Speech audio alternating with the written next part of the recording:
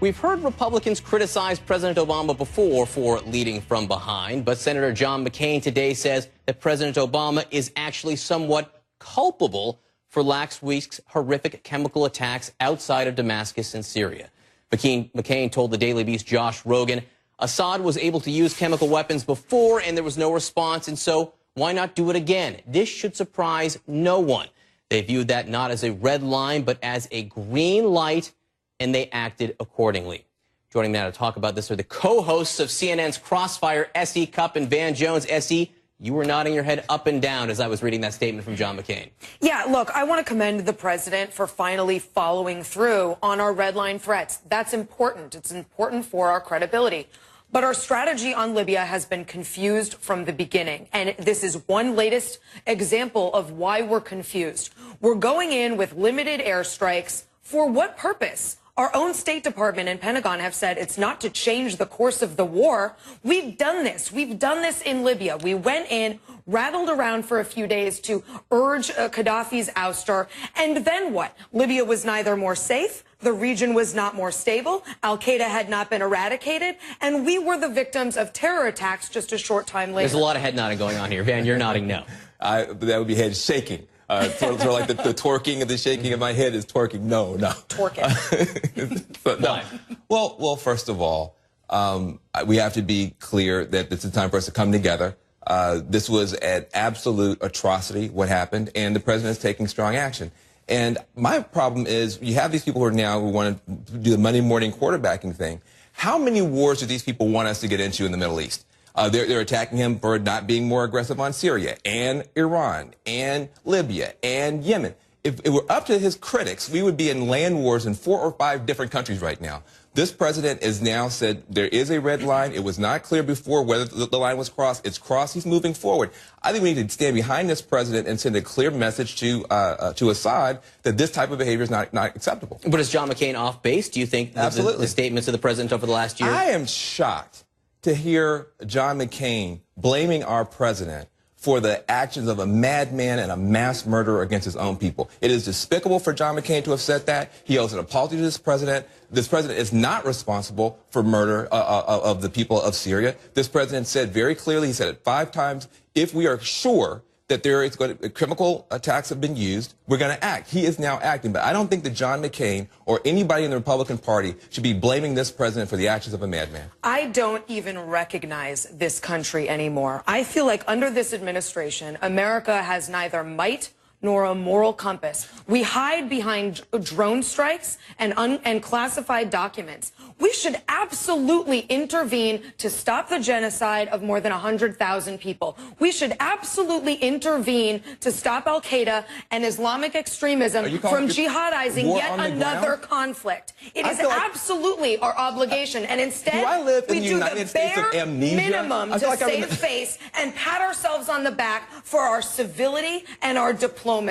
I think it's pathetic. Yeah. Well, first of all, I feel like I live in the United States of amnesia. Did the last 10 years not just happen? What are we supposed to do? We're supposed to go in there, start another land war in the Middle East?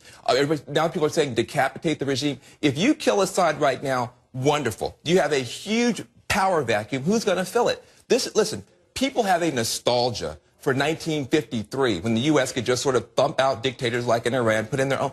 This is not the world we live in. It's a tough neighborhood over there. And the idea that we should have a more bloodthirsty and reckless president, I reject. What about that red line, Van? It's been 12 months since President Obama laid down that red line. And, you know, it was pretty interesting today to hear the vice president speak. Vice President Joe Biden said he has got no doubt that Bashar al-Assad used chemical weapons last week. But the vice president also said that the United States is convinced that he used chemical weapons before. So hasn't that red line been crossed already?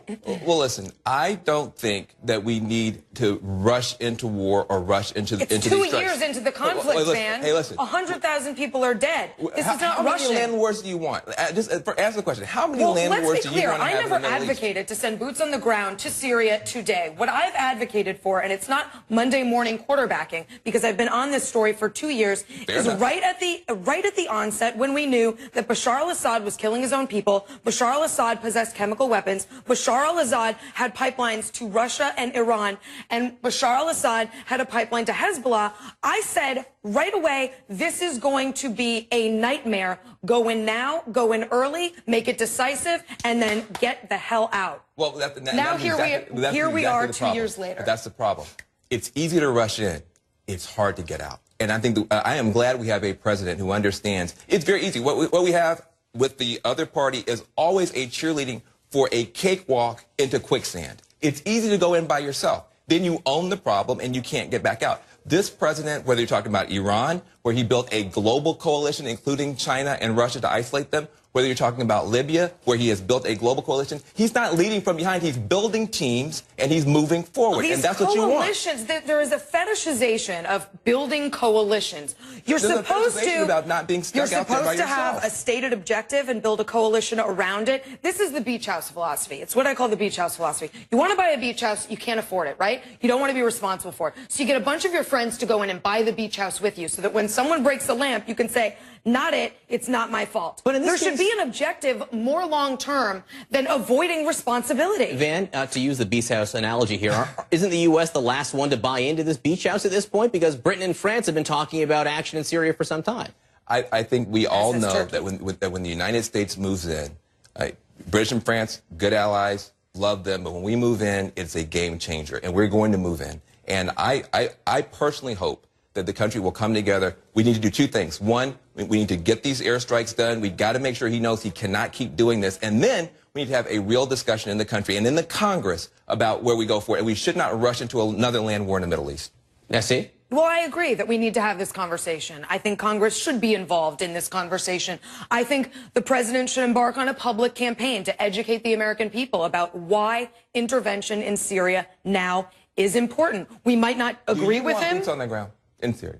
At this point, absolutely not. What we should have done was 2 years ago go in. But now? When the rebels numbered in the dozens and not the thousands. What now? Now we need a long-term strategy in that region and in other regions like the Maghreb and the remaining Middle East to eradicate al-Qaeda. And we should be saying to the world, wherever al-Qaeda goes, we will be there. I don't care about the politics of Syria or nation building or toppling a regime. What I care about is making sure that we keep al-Qaeda contained. But do you actually agree on something, which would be remarkable, folks, here for a second, but do you both agree that your plans, both plans as they are, start soon with some kind of airstrike? I think two things. Number one, we should have airstrikes this week. You cannot leave now this regime thinking it can just do these chemical attacks whenever they want to. I agree with that. So we agree on that. That's good. That's good.